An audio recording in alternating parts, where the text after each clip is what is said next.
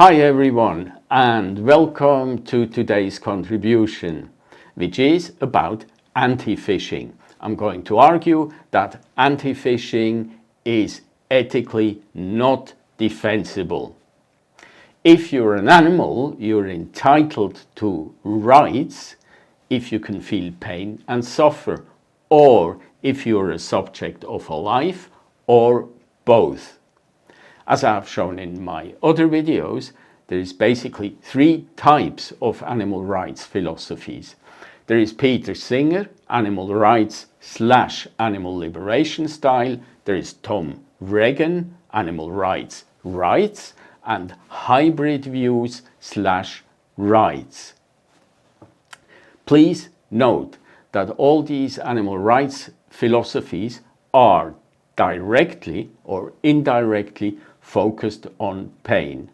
Only and only if a being can feel pain and suffer, it must appear on our moral radar. What does that mean in practice? Here is Peter Singer about fish. We should stop catching them and eating them.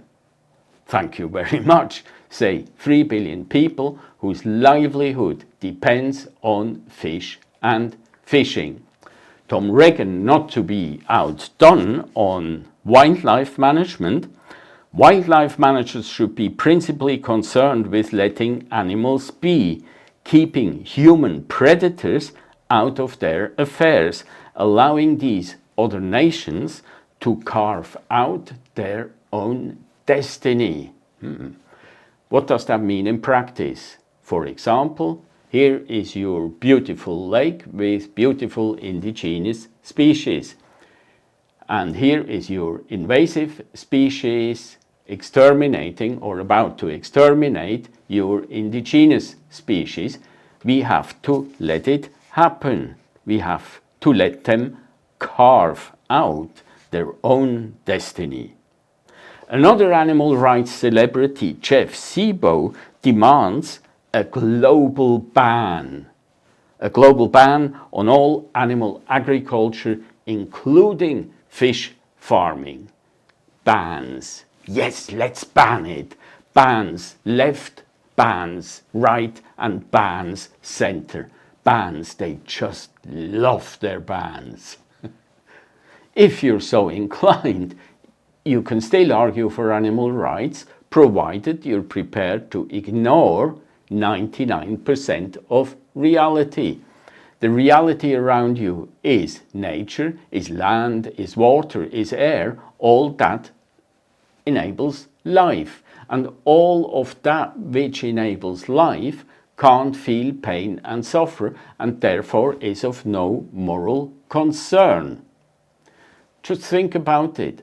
Water, the source of life, or ecosystems, or biodiversity are all of no moral relevance because they can't feel pain and suffer. And that is what follows from animal rights philosophies.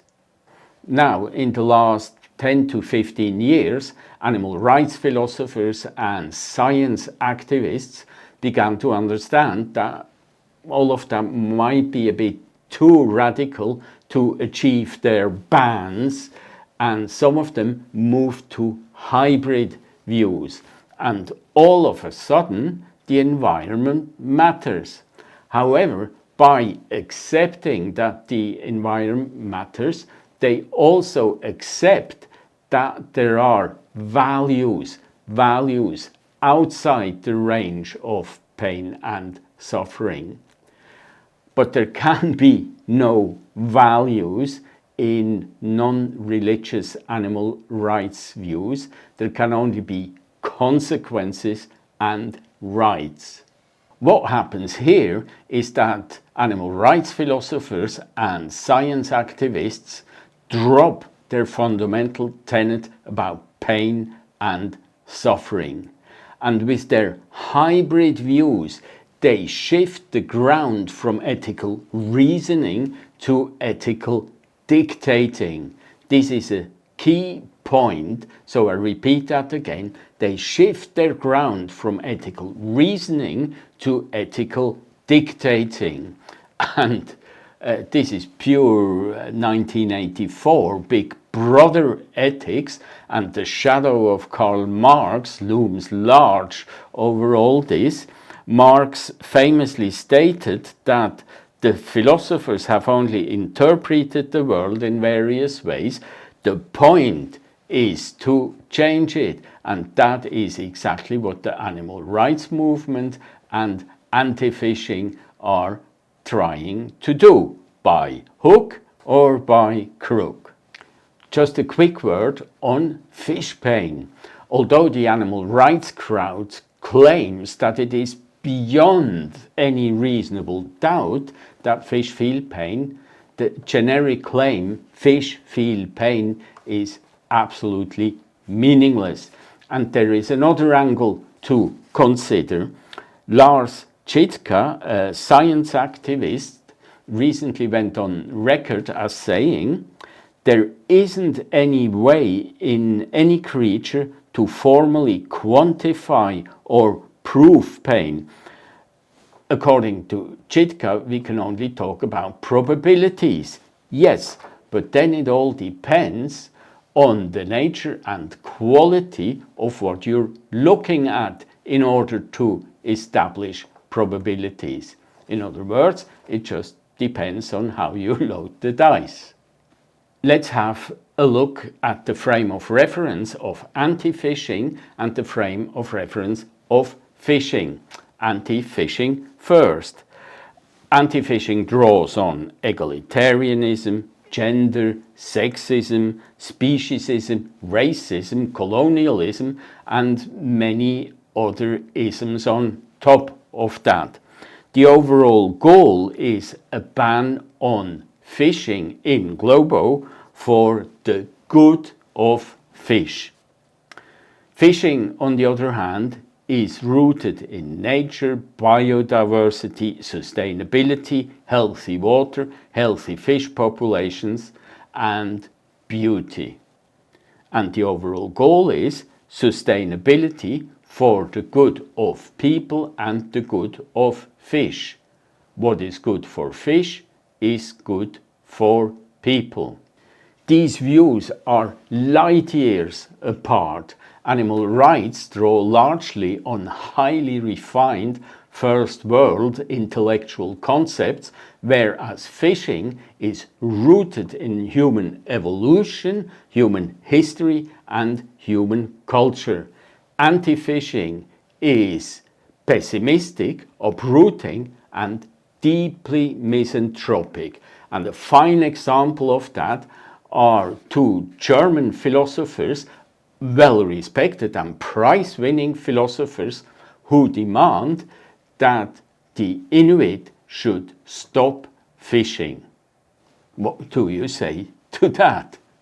But back to anti-fishing. I don't see any way in which you could justify banning a sustainable activity like fishing, unless, of course, you're a seriously dedicated man-hater who holds that nature has absolutely no value whatsoever. Animal rights is philosophically and practically absolutely merciless, just like in the sense, let justice, justice being animal rights, let justice be done and the world perish. This brings me to the three main points of today's contribution, which are, number one, hybrid animal rights shift the ground from ethical reasoning to ethical dictating. Number two, animal rights are pessimistic and misanthropic. And number three, most important, if fishing contributes to sustainability or sustainable development, there is no way anti-fishing is ethically defensible. 1. Hybrid animal rights shift the ground from ethical reasoning to ethical dictating. 2. The nature of animal rights is pessimistic and misanthropic. 3. If fishing contributes to sustainability and sustainable development, anti-fishing is not defensible.